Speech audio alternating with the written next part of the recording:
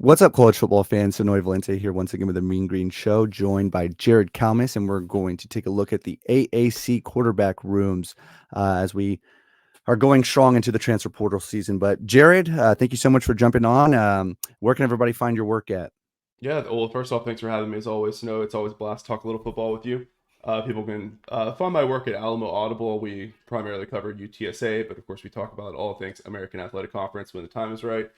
You can follow Alamo Audible on social media and my personal account at Jared UTSA. Okay, so just jumping right into it. Obviously, modern college football. I mean, if you do well at a lower level, lower conference, you're probably going to get sniped. Yeah, no, and whispers through avenues to this, that, and the other. But what the AAC has leaving, just through transfer portal, not even through graduation, but transfer portal wise, they got EJ Warner from Temple, Chandler Rogers from North Texas, and Stone Earl, the backup at North Texas, also Daniel Richardson from FAU, Gary Bohannon from South Florida, and Mason Garcia from ECU. Your thoughts? Who took the biggest hit there? Yeah, it's got to be between Temple and North Texas, but to be honest with you, I think North Texas is in a better position to recover offensively. I know they've lost almost everybody on that offense. Excuse me, but I think their offensive system is better built to put up points no matter who's playing at those positions, and I think it's going to be a lot easier for them to attract transfers, maybe kids coming back home from Dallas that went P5 and didn't work out. But for Temple, EJ Warner was pretty much their whole offense. It was a huge drop off when Warner was not on the field. So I think Temple's really going to hurt losing EJ. To keep guys like this in the American and for these respective schools, do you think if they could have NIL DJ Warner, $150,000 or something that Nah, dude. they you don't think so? You don't His think the dad's a numbers? multi-millionaire. It's not about money with EJ. Okay, yeah, that's a good point. But do you think? I mean, do you think that's the biggest gap there between the American and the Power Fives right now? Is just the like, what do you think would retain some of these guys in your opinion? I don't, a lot of these guys on this list, I think were probably pushed out. To be honest with you, a lot of them lost their starting jobs or weren't starters. I mean, obviously, Chandler Rogers, EJ Warner are the exception there. NIL never hurts for sure, but I think people are too quick to assign NIL as the blame for why a guy leaves. Like if we look at EJ Warner's transfer out of Temple, his offensive line was getting him killed. Like he was under pressure almost every time he stepped back. He had a really bad concussion. He was out for several weeks. So I think that had a large part to do with it. And I think also, EJ, he's an undersized guy. So he was not getting those looks that he probably thought that he deserved or was capable of that level that he was playing at coming out of high school. So I think part of it is guys kind of betting on themselves, looking for an opportunity to play at a higher level in a bigger spotlight, play with more talent around them. In some cases, maybe bolster their draft status. Maybe that's what happened with Chandler Rogers. I don't know. So NIL is a huge component of it for sure, but I think especially with the quarterbacks, there's only so many starting jobs out there. There's only 133, right? So I think a lot of guys like they're just not looking to compete and stay as a backup and work their way into the starter, right? I think in their head, it's like, well, I'm better off to go to the school that doesn't have an established starter and kind of be the guy from day one. In some cases, maybe even going down a level to like a lower G5 or to an FCS or something like that. And it's just the reality of how college football works these days, unfortunately. Yeah, and some of the key returners, looking on the flip side of the coin, Byron Brown over 3,800 total yards in his Mm-hmm. freshman debut. Jacob Zeno, the UAB, the transfer out of Baylor, I believe. Yep. The Dilfer connection there with the Elite 11, and Seth Hennigan, Memphis's man, obviously. And is Michael Pratt coming back? Is he? He hasn't said he's leaving, right? He's not in the Yeah, transfer portal right now. I yeah. think most likely is Pratt's waiting for his draft grade assessment. Hmm. And if he's going to be a day two guy or better, he'll be gone.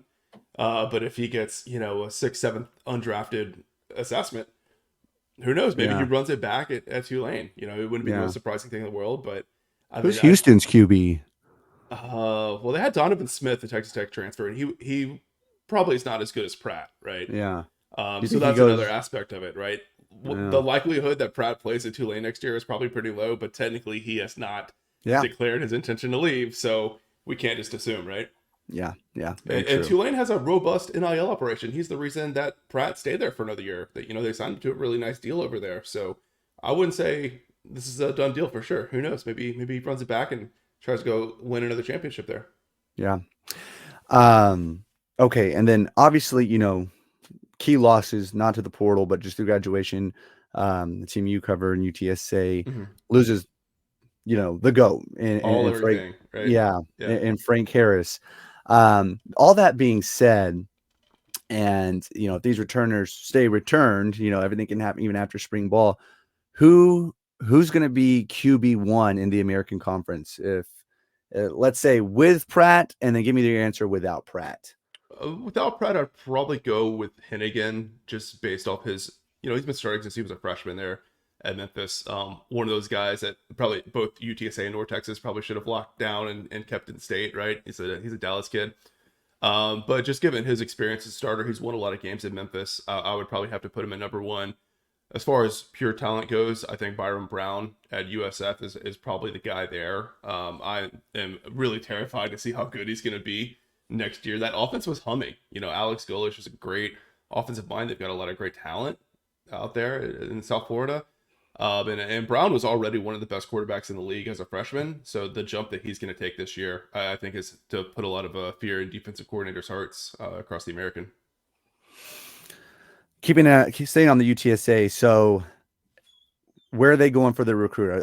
There's all kind of rumblings. There's so and so on campus and official Mm-hmm. visit weekend, all this, that, and the other. You know who they're targeting?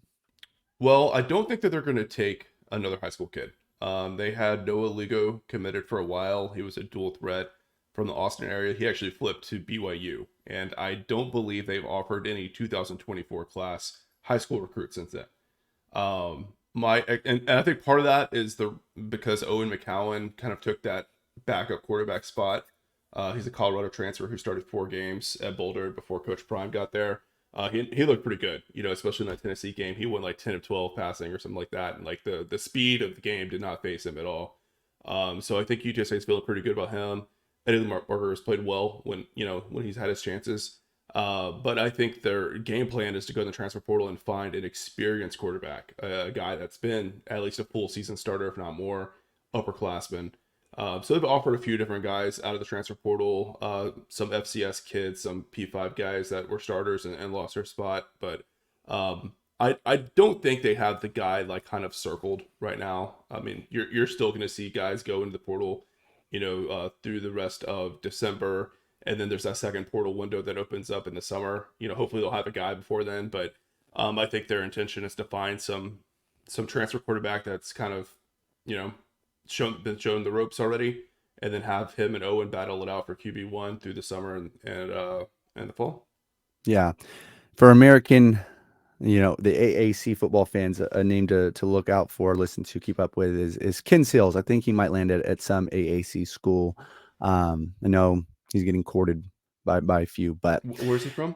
he's the Vanderbilt starter. Okay, He hit the portal. He started all the last year, and um, he's out of Weatherford. He'd probably pretty high floor. I would say that sure. pretty high Yeah, yeah, floor with a potential really high ceiling. I yeah. think he's got 2 years left too. But Another name I'll throw out, specifically for North Texas, but I think a lot of schools would take him, is the Hawaii starter, oh, Braden Shager. Shager. Oh He's in the yeah, portal. dude. Yeah, I think everybody would take some of that over yeah, 3,000. Or yeah, for sure. I don't yeah, know if he's going to get looks at the Power Five level. It's like yeah. I there are think he's so at many BYU quarterbacks that I right feel now. like think they're Yeah. getting Power Five Mm-hmm. position Yeah. starts, but Yeah. we'll see. I Yeah. think he'd be a really good fit in North Texas, and he would flourish in that offense for sure. Yeah. One last question before we jump off here. Let's say take injuries out of it, and Frank Harris had one more year of eligibility. Let's say he tests the portal. What do you think his NIL market value is to these bigger schools? I don't know, man. There is so much information out there that it's hard to trust. I heard that he off the record got like, some mid 6 figure offers. from collectives out there and stuff like that. But given the season that he just had and all the injury concerns and stuff like that, I don't know if he's going to get it theoretically, if he would get that kind of offer, because he would be a risky take, I think, for Power 5. Like, you can't say he's going to come in and be a 12-game starter for sure for any Power 5 program. But taking injury out of it, like you said, I would think like 300, 400K. I think it's probably the going rate for a guy who probably isn't going to like be the best quarterback in the SEC or something like that, but could start at a Purdue, a Vanderbilt, somewhere like that. I agree, man. You fresh out of eligibility, or what's the deal with you?